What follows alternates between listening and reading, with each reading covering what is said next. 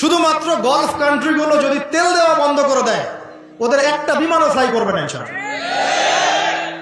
কি করার আছে বলছে, আমাদের কি করার আছে?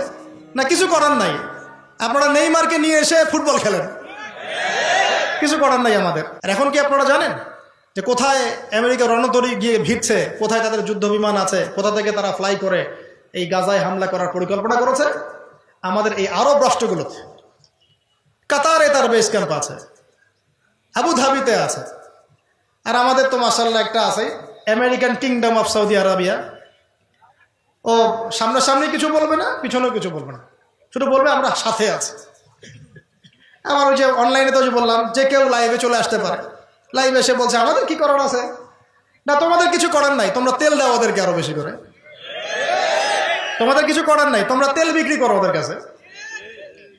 আরে আহাম্মকের দল, শুধুমাত্র গলফ কান্ট্রিগুলো যদি তেল দেওয়া বন্ধ করে দেয়, ওদের একটা বিমানও ফ্লাই করবে না ইনশাআল্লাহ।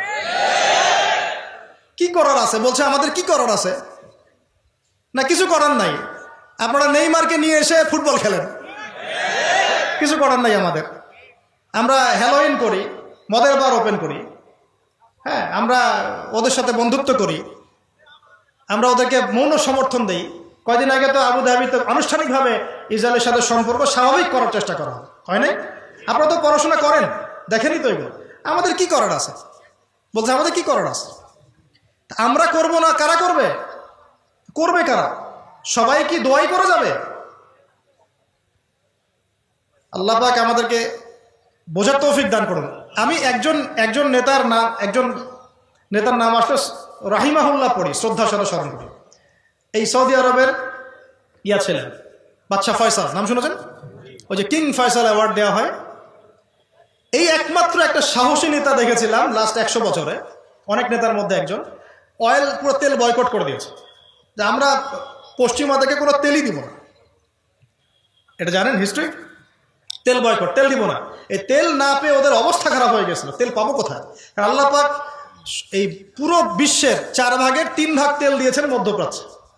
সুবহানাল্লাহ। মুসলমানদের হাতে, এগুলো কাদের হাতে? এটা কি ইহুদিদের হাতে? 4 ভাগের 3 ভাগ। তো তিনি তেল দেওয়া বন্ধ করে দিয়ে, তেল দিব না। এরপরে কত যে চড়াই উতরাই গেল, তারপরে এক জায়গায় পশ্চিমারা তাদেরকে হারিয়ে দিল। কোন জায়গায়? লোভ। কোন জায়গায় বলেন?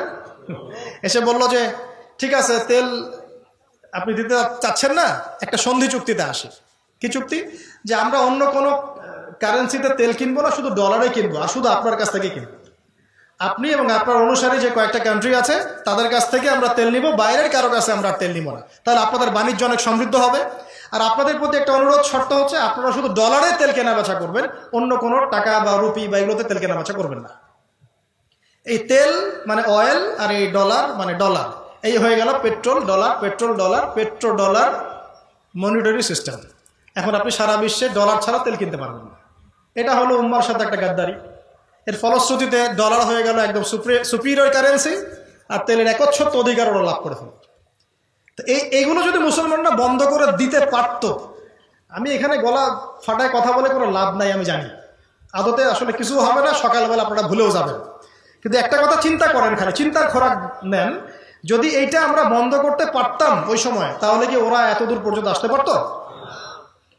যখন আপনি একটা থাপ্পড় খাচ্ছেন, কিছুই বলছেন না, তখন তো একটা থাপ্পড় খাবেন।